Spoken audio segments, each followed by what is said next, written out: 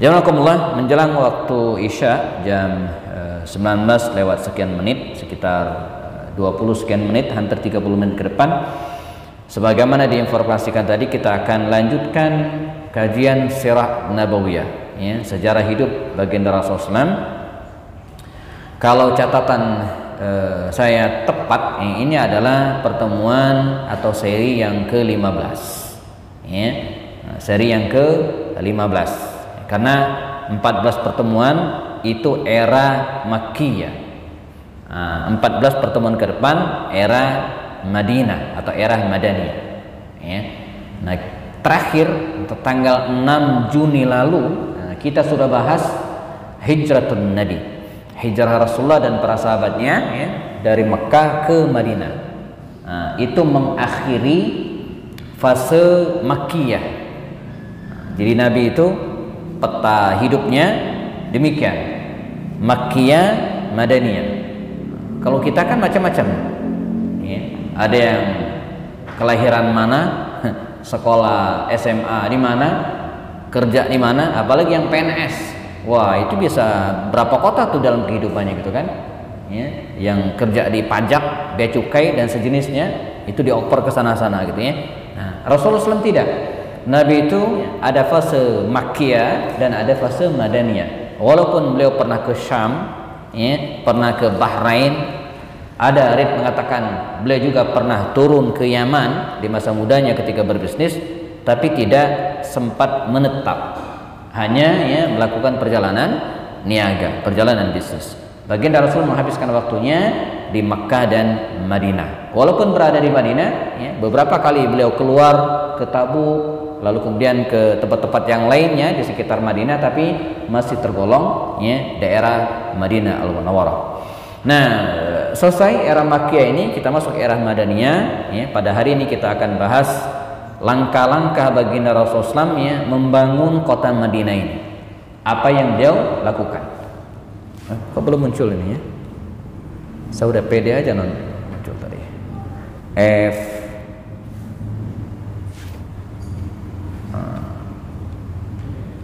Duplikat. Terima kasih. Panas. Nah, kita akan awali jamaah, ya, sekilas saya percepat saja, ya, review singkatnya. Jadi Nabi tiba di Madinah itu, jamaah, saya ambil rangkuman slide ini dari kitab Sirah Ibnu Hisham dan kemudian kitab Ar-Rahiqul Maktum yang ditulis oleh Syekh Safiyur Rahman Al-Mubarakfuri, juga dari buku Dr. Akram Dhi'a Al-Umari, ya, Sahih Sirat Nabawiyah, ya, ada 3 tempat buku tersebut dirangkum dan kemudian menjadi slide ini, ya. Insyaallah data-datanya itu mu'tamad dan fix gitu, ya. Dan ini teori atau metode belajar sirah yang saya dapatkan dari beberapa ustadz, ya, bahwa dalam mengajar sirah nabawiyah itu, ya, saya ingat salah seorang ustadz di Ma'had di Libya dulu mengatakan, ya, la budda an turaji'a kutubal ummahat, ya. Jadi rujuk dulu, ya, cari referensinya dulu dari kitab-kitab induk, ya. Mengapa demikian penting, ya? Pekan lalu ini sharing dan ada hubungan dengan tema kita hari ini, alhamdulillah. Pekan lalu tanggal 25 Juni, ya, 25 Juni, ya, saya sempat rapid test COVID di Marzuki Mahdi, ya, Rumah Sakit Marzuki Mahdi, dalam rangka melengkapi syarat pengurusan NIDN, ya, nomor induk dosen nasional, ya. Syaratnya harus cek general check up dan termasuk juga rapid test, dan seharian alhamdulillah, ya, zero atau negatif, tidak ada reaksi, ya, alhamdulillah, ya, semua full sehat, jantung dan segala macam, termasuk juga COVID-nya juga tidak ada masalah. Nah, sholat di sana itu ada kultum singkat, ya. Saya tidak perlu sebutkan ustadznya, dia kultum pada zuhur di Rumah Sakit Marzuki Mahdi, dia kultum, dibicara tentang sirah nabawiyah. Wah, dalam hati saya, ini makanan saya gitu kan. Saya kebetulan duduk di sop depan, ya, dan saya simak sampai habis kultumnya itu. Dan dia bicara, ya, menyinggung tentang perjalanan hidup Rasulullah SAW, dan sempat saya luruskan. Kata dia, baginda Rasulullah SAW itu melaksanakan hijrah 90 hari katanya. Ya, 90 hari. Karena beliau muter jauh sekali ke Jabal Sur dan menginap di sana. Dan beberapa hal yang lain dia sampaikan ya. Setelah beliau ceramah atau kultum, ya, setelah yang lain pergi, saya samperin sebentar, Ustadz minta waktu sedikit. Ya. Ada, mohon maaf saya bilang, ya, dan yang lain nggak tahu. Saya buka PDF buku yang saya maksud tadi. Menurut sepengetahuan saya, Nabi hijrah itu nggak selama itu, nggak sampai 90 hari. Ya. Toh Nabi pergi ke Tabuk saja, nanti kita akan ketemu dengan perang Tabuk, itu cuma 15 hari. Ya, 15 hari berangkat, 15 hari pulang, 20 hari stay di Tabuk. Total perang Tabuk itu cuma 50 hari. Ya, 15 berangkat, 15 hari pulang, 30 hari. 20 hari stay di Tabuk. Ya, 50 hari. Itu perang Tabuk yang jarak antara Madinah menuju ke Tabuk itu ya hampir 2 kali lipat Mekah dan Madinah. Oh ya katanya. Nah ini bukunya Ustadz, PDF-nya. Oh, saya dapat ilmu hari ini. Saya nggak tahu katanya gitu kan. Nah, jadi insya Allah yang ini data yang saya kumpulkan ini anakumullah dari beberapa sumber tadi, bahwa Nabi Muhammad SAW ya hijrah ya, ini kalendernya. Ini kalendernya. Kalender bulan September tahun 622 Masehi. Belum ada yang lahir ya. 622 Masehi ya, bertepatan dengan bulan Safar dan Rabiul Awal tahun 1 Hijriah. Saya buatkan ini supaya gampang dipahami ya. Riwayat mengatakan Nabi keluar dari rumahnya setelah dikepung. Pada bulan lalu kita sudah jelaskan ya, keluar dari rumahnya itu akhir Safar, akhir bulan Safar. Nah, riwayat mengatakan sekitar tanggal 27. Ini 27 ya bulan Safar. Ya. Beliau berangkat ya, menginap di Gua Sur ya selama 3 atau 4 hari. Ya. Karena riwayat mengatakan beliau berangkat dari Gua Sur itu setelah menginap di gua tersebut, Jabal Sur, awal Rabiul Awal. Nah, jadi nggak disebutkan tanggal, cuma dikatakan Nabi itu berangkat turun dari Jabal Sur itu fi ghurrah Rabiul Awal, tanggal 1 awal ya bulan Rabiul Awal berangkatlah beliau ya, melanjutkan perjalanan terus ya, dan sampai di Quba ya, itu tanggal 19 September bertepatan dengan tanggal 8 Rabiul Awal.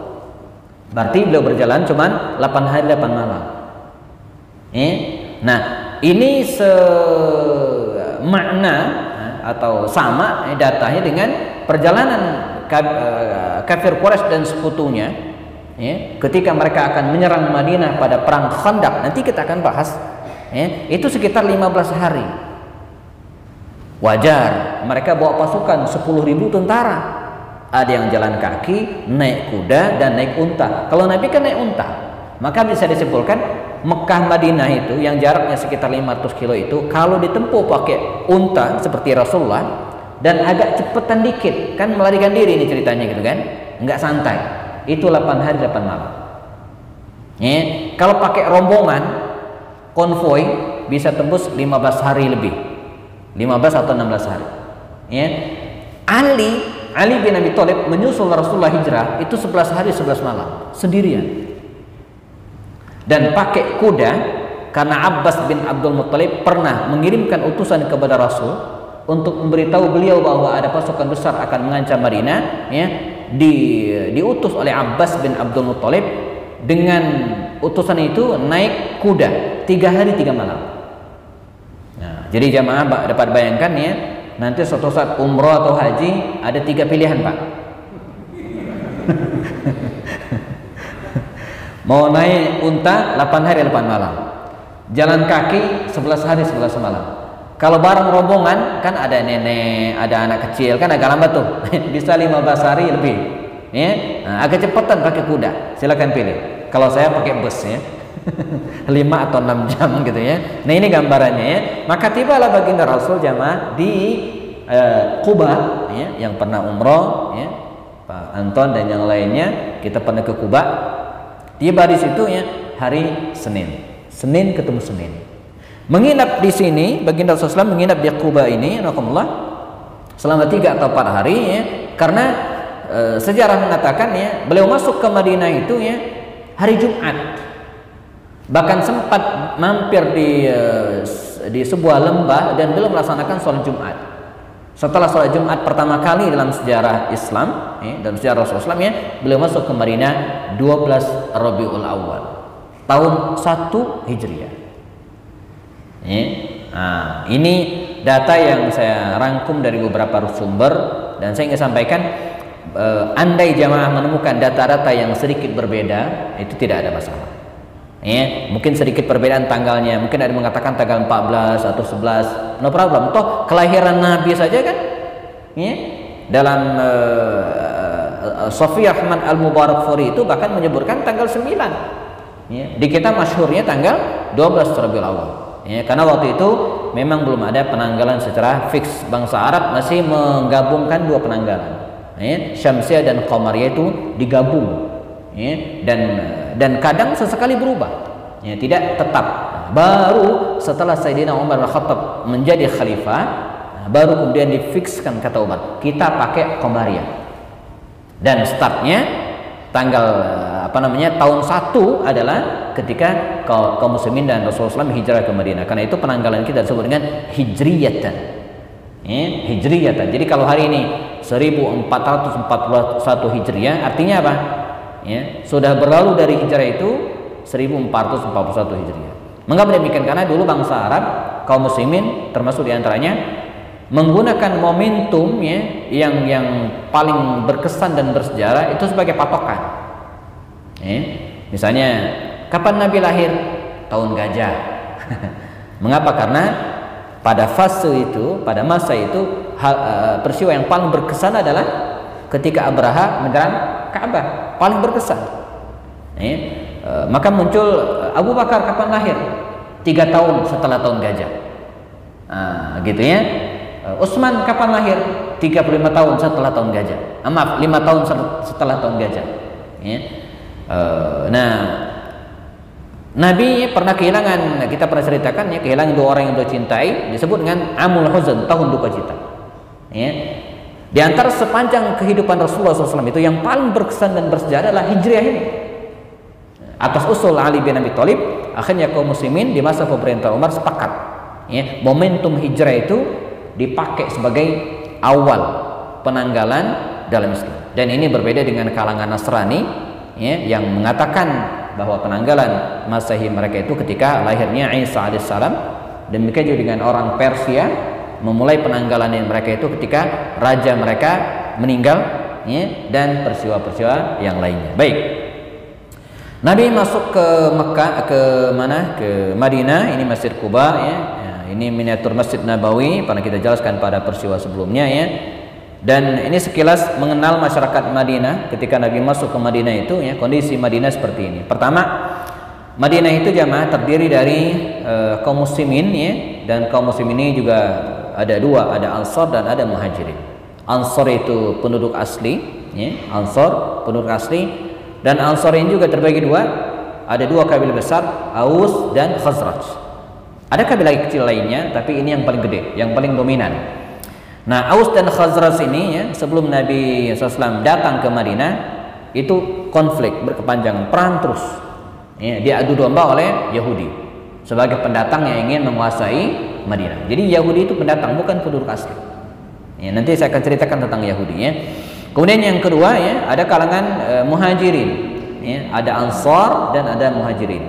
Ini yang tinggal di Madinah. Kalau ditotalkan Muhajirin itu tidak lebih dari 200 orang pada awalnya, sedikit 200 orang, karena sebagian sekitar 100 orang masih berada di Habasyah, dan pelan-pelan mereka nanti pulang, dan puncaknya yang berada di Habasyah itu diminta oleh Rasul pulang semua setelah perang Khaybar tahun ke-7 Hijriah, di mana Ja'far kembali bertemu dengan baginda Rasulullah SAW beserta dengan istri beliau yang namanya Ummu Habibah Ramlah binti Abi Sufyan tahun ke-7 Hijriah. Nanti kita akan bahas.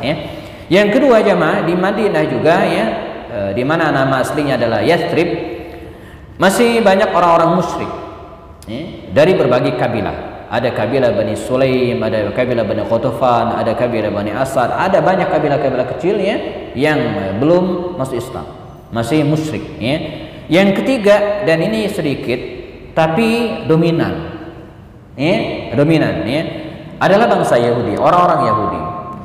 Secara umum bangsa Yahudi atau orang Yahudi di Madinah waktu itu bisa dipetakan jadi tiga. Pertama, Yahudi Bani Qainuqa.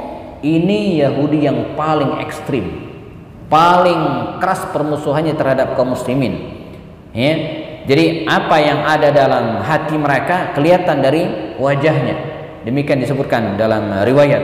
Jadi kelihatan sekali nggak senangnya dengan kaum muslimin ya. Saya kira dalam hari ini ya, kita ketemu ada orang yang memang nggak senang dengan umat Islam gitu. Ada, kelihatan ya, kita nggak usah nyebut nama. Ada kelompok yang emang nggak senang dari dulu sampai sekarang, dia nggak senang dengan kaum muslimin. Ada.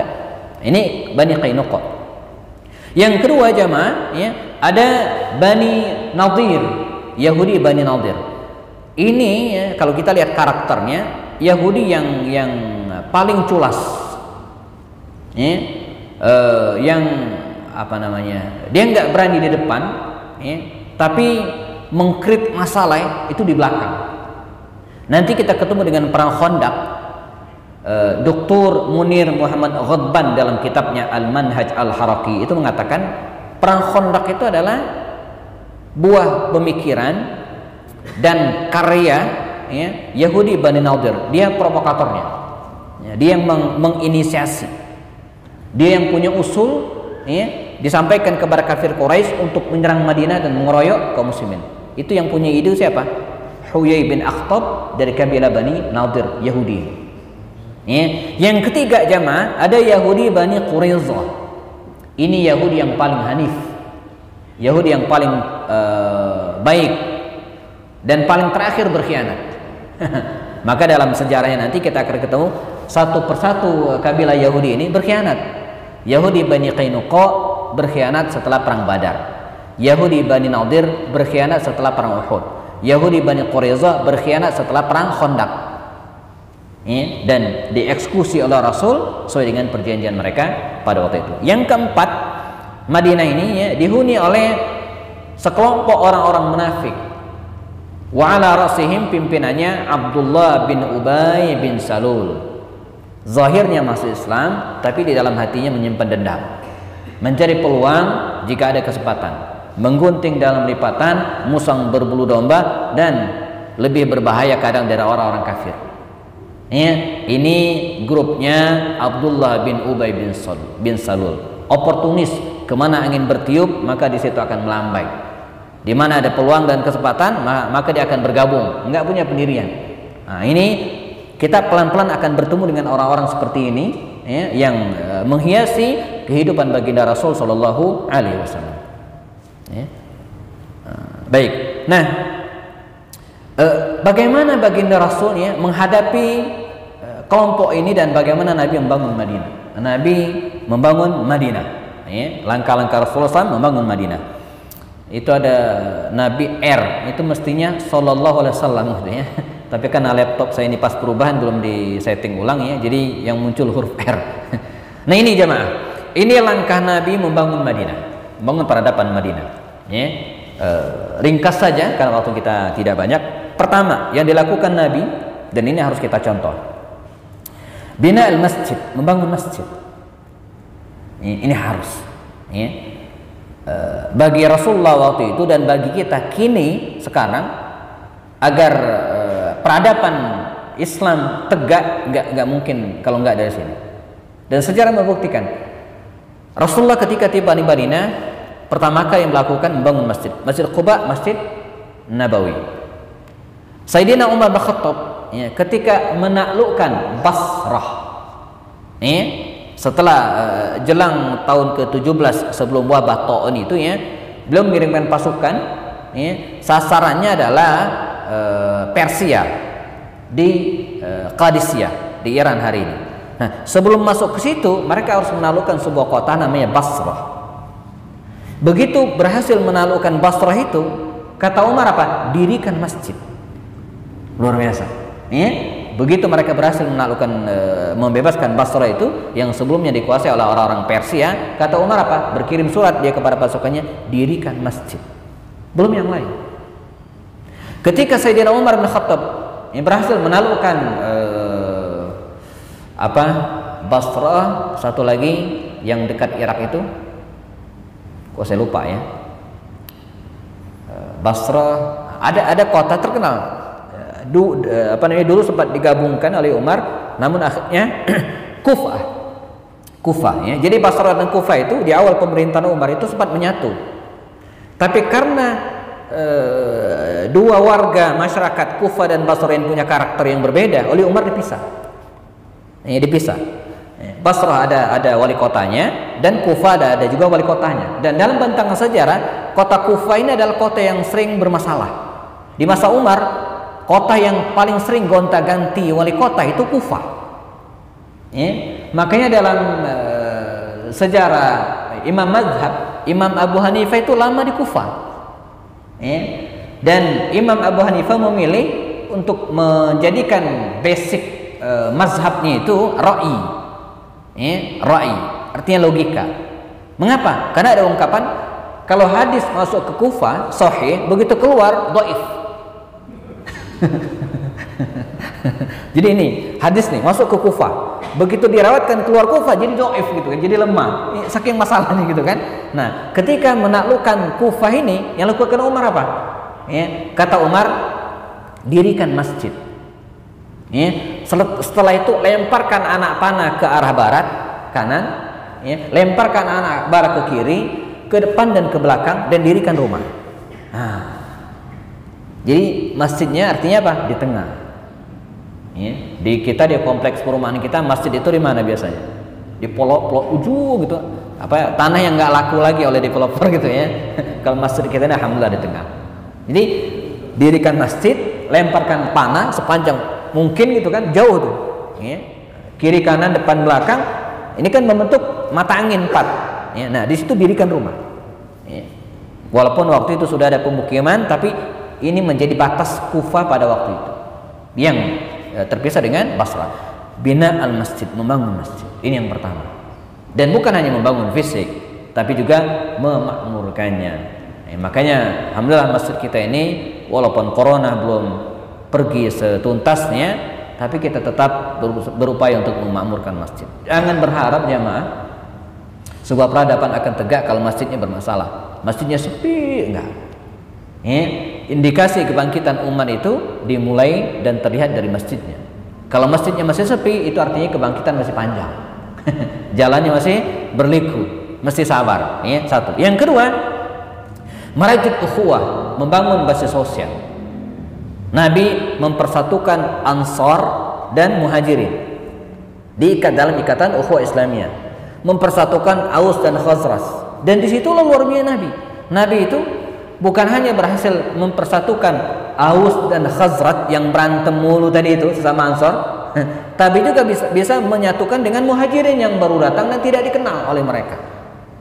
Dan ikatan ukhuwah yang dijadiin oleh baginda Rasul atas para sahabat Nabi waktu itu bukan biasa, luar biasa. Sampai pada titik ilustrasinya, sampai pada titik di mana seseorang siap membagi rumahnya menjadi 2 untuk saudara barunya. Di mana seseorang siap bahkan menceraikan istrinya kalaupun bersedia untuk saudara barunya.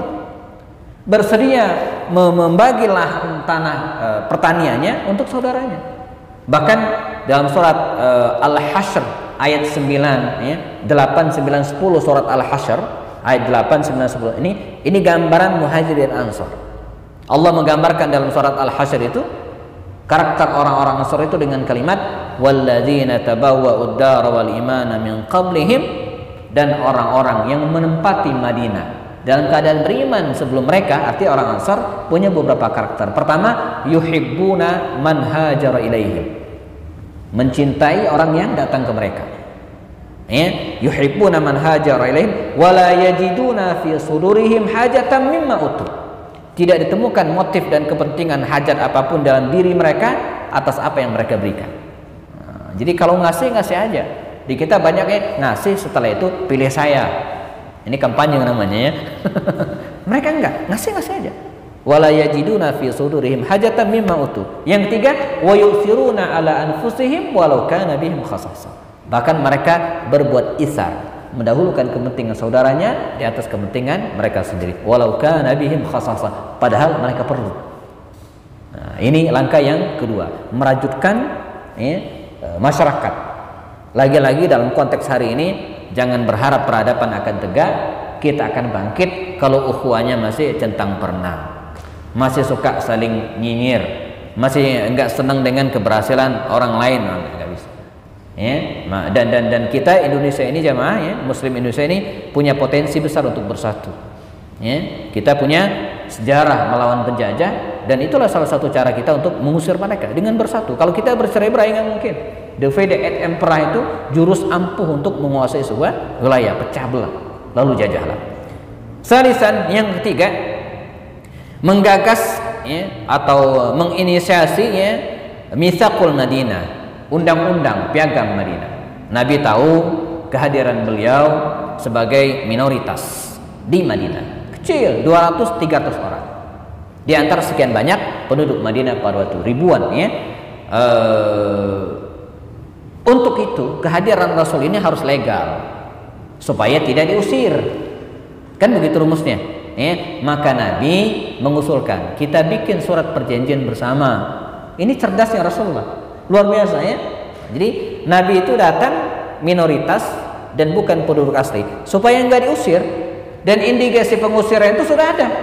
2 kali kafir Quraisy itu jamaah, kafir Quraisy Mekah mengirimkan surat ke Madinah. Isinya apa? Mengancam penduduk Madinah agar mengusir Rasulullah. Kalau enggak, kami putuskan perdagangan. Diancam. Ya. Nah, makanya orang-orang Yahudi dan orang munafik itu mencari peluang agar bisa mengusir Rasulullah. Nah, agar tidak bisa diusir, maka bikin apa? Peraturan bersama. Cerdas Nabi. Maka dibuatlah piagam Madinah. Isinya apa? Semua orang, penduduk Muslim, kafir, siapapun penduduk Madinah ini bebas melaksanakan ibadah sesuai dengan agama dan kepercayaan masing-masing. Pasal 29 ayat 1. Udah selesai, bebas, enggak. Dan semua orang sepakat, Yahudi sepakat, musyrikin sepakat, enggak ada masalah. Ini kan untuk kepentingan bersama. Lakum dinukum waliyadin, silakan, enggak ada yang keberatan. Yang kedua, spiritnya apa? Siapapun dia wajib membela Madinah kalau Madinah diserang musuh. Wah, ini cerdas. Nabi tahu karena sebentar lagi kafir Quraisy akan nyerang mereka. Maka klausul yang dia buat apa? Bela NKRI harga mati. Saya sempat diskusi dengan teman-teman. Ini apa enggak keterlaluan? Bela Islam dong, jangan bela NKRI, saya bilang gitu. Kenapa jadi judulnya bela NKRI ini? Ya, kita kan Islam, bela Pancasila harga mati. Saya mikir juga tuh untuk mengatakannya begitu, sampai segitunya. Yes, kita dukung Pancasila, tapi sampai segitunya saya bilang gitu kan. Ini kita diskusi aja. Semoga nggak ada intel di sini ya. Ya, kita cinta Pancasila, dan ini nuktah kesepakatan kita bersama lah ya. Jadi nggak usah diubah-ubah lah ya. Tapi dijawab oleh teman-teman yang menggagas diskusi ini ya, teman-teman dari MIUMI, katanya itu hanya politik, Ustaz. Ya, supaya ini didukung oleh banyak orang. Jadi kalau kita bilang bela Islam, wah enggak, ini politik gitu ya. Nah, Nabi juga demikian. Jadi judul ya, spanduk yang beliau gagas dan kemudian tertuang dalam piagam Madinah itu adalah bela Madinah. Supaya apa? Supaya ketika Madinah diserang, semua orang membela. Jadi bukan hanya kaum muslimin. Luar biasa. Dan terbukti ketika pasukan Ahzab 10.000 tentara itu menyerbu Madinah tahun ke-5 Hijriah, maka seluruh penduduk Madinah membela Madinah karena ada klausul ini, termasuk Yahudi Bani Quraisyah, walaupun ujungnya berkhianat. Yang ketiga, 4 ya, membangun ekonomi, menguasai ekonomi, ini juga penting ya, ini juga penting. Jadi kalau ekonomi kita dijajah, gimana mau bangkit? Susah, sulit. Dan Nabi tahu, maka langkah pertama Nabi adalah mengirimkan beberapa orang sahabat beliau ke Madinah awal-awal dan melakukan semacam survei. Kata Rasul kepada Abdurrahman bin Auf, Utsman bin Affan, Abu Bakar Siddiq, Talha bin Ubaidillah, kalian pergi dan lakukan semacam, kalau bahasa hari ini, penelitian, laporan. Ya Rasulullah, ternyata kota Yathrib ini, kota Madinah ini secara ekonomi dikuasai oleh Yahudi. Ini fakta. Ekonomi Madinah ini dikendalikan oleh orang-orang Yahudi. Saya kira kalau Indonesia nggak usah disurvei, kita tahu siapa yang menguasai ekonomi kita ya. Atau ada yang pengen survei, silakan ya. Tapi kita sudah bisa menebak lah ya. Nah, Yahudi yang ini yang menguasai ini ya. Kata Rasul, coba dicek bagaimana mereka berbisnis. Kok bisa? Maka mereka turun lagi dan belakang laporan. Kata mereka, ya Rasulullah, mereka itu bisnis begini. Ya. Jadi curang dalam timbangan, lalu kemudian menaikkan harga semaunya, memonopoli ihtikar gitu kan, dan perilaku jahil yang lain. Nah, kalau begitu kita nggak bisa kerjasama dengan mereka. Bukan begitu cara kita, kata Rasulullah. Terus kita bikin pasar sendiri, bikin market pasar sendiri. Ya. Judulnya apa? 212 Mart. Maka Nabi bikin pasar sendiri, ya, hadza suquna, kata Rasul. Ini pasar kita. Di mana di pasar Nabi ini ya, berlakulah transaksi syariah. Mau riba, tidak pakai riba, karena mereka sendiri kan yang ngatur. Mau-maunya mereka gitu kan. Yang kedua apa? Man ghasyana falaysa minna. Siapa yang curang nipu bukan dari golongan kami. Tidak boleh curang dan dalam sukatan dan timbangan. Wailul lil mutaffifin alladzina idza iktalu 'alan nasi yastawfun wa idza kaluhum aw wazanuhum. Jelas ayatnya, enggak boleh curang dalam timbangan, tidak boleh nimbun barang, transparansi, catat kalau bertransaksi. Dalam surat Al-Baqarah, ya ayyuhalladzina amanu idza tadayantum bidainin ila ajalin musamman faktub, khususnya. Maka dalam waktu singkat ya, perekonomian kota Madinah berada dalam kekuasaan kaum muslimin. Ya, apalagi waktu itu Rasulullah SAW ya, cenderung melarang kepada kalangan muhajirin itu untuk mengelola pertanian. Ya, itu hak dan diserahkan kepada kaum Ansor. Kalian, kata Rasul, muhajirin ya, besarkan bisnis ini. Ini namanya berbagi tugas. Nanti orang-orang muhajirin nggak ada pertanian, orang-orang Ansor nggak ada kerjaan lagi, sementara tidak ada yang mengembangkan ekonomi. Maka sosok seperti Abu Bakar Siddiq, lalu kemudian Abdurrahman bin Auf, Sa'ad bin Abi Waqqas, Talha bin Ubaidillah, dan para pengusaha yang lainnya, konsentrasi mereka mengembangkan pasar Madinah. Ini juga yang harus kita contoh. Jangan semua daftar PNS. Harus ada yang. Maka ada Bang Valentino Dinsi ya, saya beberapa kali dulu ngisi seminar bareng beliau. Beliau punya punya program ya, judulnya itu One Family, satu keluarga, satu pengusaha. Ya, satu keluarga, satu pengusaha. Saya misalnya punya anak 5, maka di antara anak saya ini ya, mesti satu orang di antara mereka diarahkan untuk menjadi pengusaha. Ya. Wah, kalau ini terlaksana, maka negeri kita yang gemah ripah loh Cinawi ini ya, akan kita bisa kelola sendiri. Ya, karena para pengusaha yang berjiwa entrepreneurship lah yang akan mengembangkan sebuah negara, ya, sebuah wilayah. Terakhir, membentuk angkatan militer. Ya, membentuk angkatan militer. Masjid dibangun, basis sosial, masyarakat disatukan. Wa'tasimu bihablillahi jami'an wa la tafarraqu. Ya, undang-undang dan kesepakatan dibuat. Undang-undang dan kesepakatan dibuat. Ekonomi mulai pelan-pelan ya, dikendalikan oleh kaum muslimin. Nah, yang berikutnya adalah membuat angkatan militer. Karenanya sebelum ya, pertemuan depan kita bicara tentang perang Badar tahun kedua Hijriah, ada 8 ekspedisi angkatan militer yang dibentuk oleh Nabi. Ya, untuk apa? Latihan fisik. Kepada Hamzah bin Abdul Muttalib Nabi mengatakan, "Ya Hamzah, ini ada 200 orang dibentuk. Anda pimpin pergi ke daerah sana. Berangkatlah dia." Abu Ubaidah bin Jarrah kata Rasul, "Ini ada 80 orang. Anda berangkat pergi ke sana." Sa'ad bin Abi Waqqas, ini ada 200 orang, berangkat ke sana. Ada juga yang dipimpin oleh Rasul. Total ada 8 ekspedisi, 8 sariyah. Jadi dalam bahasa Arab ada disebut dengan sariyah, ada disebut dengan ghazawat. Saraya dan ghazawat. Sariyatun itu artinya ekspedisi. Ya, biasanya enggak besar, gitu ya. Ekspedisi, utusan apa namanya? Ya ekspedisi. ya, beberapa tentara dikirim ya. Tapi kalau ghazawa ya, perang itu besar biasanya seperti Badar atau Ghazwat Badar, Ghazwa Uhud, Ghazwa Khaybar ya. Nah, ini ekspedisi dikirim Rasul. Yang menarik dari ekspedisi ini kebetulan seluruhnya 8 ekspedisi yang dibentuk oleh Rasul itu seluruhnya itu dari kalangan muhajirin. Ya, dari kalangan muhajirin. Fungsinya apa? Satu, membangkitkan semangat askari, ya, membangkitkan semangat jiwa perlawanan, jiwa jiwa perlawanan. Jadi supaya nggak gampang ditindas, ya, nggak gampang dizalimi gitu kan. Dan kalau anak sekolah hari ini nggak gampang dibully, ya. Makanya dulu ada siapa yang pernah bilang, Ustadz, perlunya kita memberikan pendidikan askari ya, kepanduan atau militer kepada anak-anak ikut bela diri ya. Itu diantara hikmahnya supaya mereka itu tidak dibully gitu kan ya.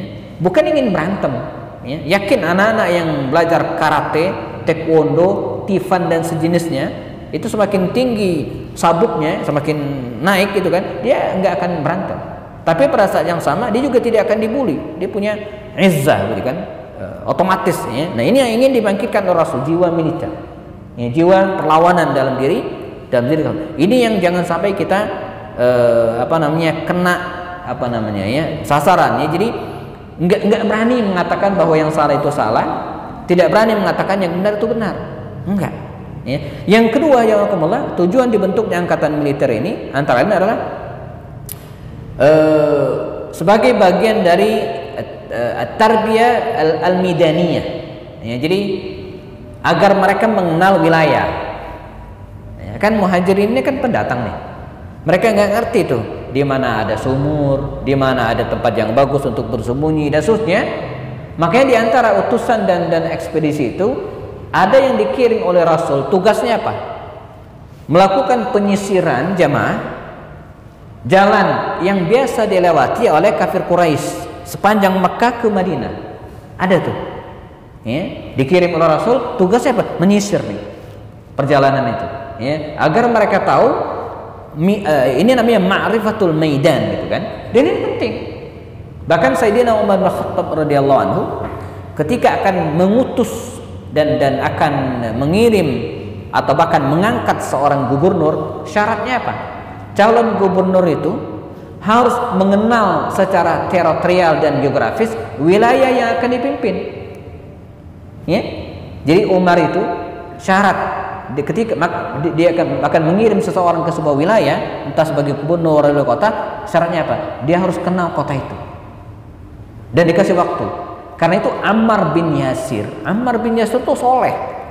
Ammar bin Yasir itu orang yang luar biasa. Yasir ayahnya meninggal syahid, Sumayyah ibunya juga syahidah pertama dalam Islam, soleh, tapi dipecat oleh Umar. Karena mengapa? Karena ketika menjadi gubernur Kufah atau kepala daerah Kufah, dilaporkan oleh masyarakat bahwa Ammar itu nggak ngerti wilayah itu. Dipanggil oleh Umar, dites oleh Umar, benar dia nggak paham, dipecat. Karena nggak ngerti wilayah Kufah. Ya, entah karena dia jarang belusukan atau memang dia tidak ngerti dan itu dianggap oleh Umar tidak pantas untuk menjadi kepala daerah wilayah Kufah pada itu. Nah, Nabi SAW mengirimkan beberapa orang sahabat tersebutnya lima'rifat al-maidan, untuk mengenal wilayah-wilayah tersebut. Karena itu yang diutus oleh baginda Rasul dalam banyak ekspedisi ini ya, adalah orang-orang muhajirin, tak satu pun dari kalangan Ansar. Ya. Ada lagi yang diutus untuk mengelilingi Madinah, jemaah.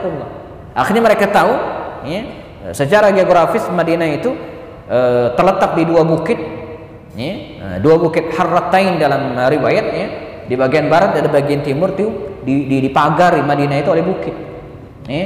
Kemudian bagian bawah selatan dihuni oleh orang-orang Yahudi ya. Karenanya nanti kita ketemu dengan perang Khandaq ketika Salman Al-Farisi mengusulkan agar mereka menggali parit. Penggalian parit itu bukan seluruh kota Madinah digali, capek kalau digali semua. Yang digali di mana? Di bagian utara saja, sekitar 2,5 kilo. Itu yang digali. Ya, yang digali. Sementara bagian sisi yang lain itu nggak perlu, Maka di bagian barat sudah banyak bukit tinggi dan batu-batu terjal, nggak mungkin musuh menyerang dari sini. Bagian timur selain batu-batu terjal dan bukit-bukit tinggi juga lebatnya pohon-pohon kurma milik penduduk Madinah. Dan bagian selatan ya, ada benteng-benteng orang-orang Yahudi yang tidak mungkin mereka buka ya, kalau tidak diperlukan. Nggak mungkin musuh menyerang dari tiga arah ini. Satu-satunya jalan untuk menyerang Madinah dari arah utara. Nah, bagian inilah yang dibentengi dengan Khandaq atau usul Salman Al-Farsi. Nah, para sahabat ngerti itu.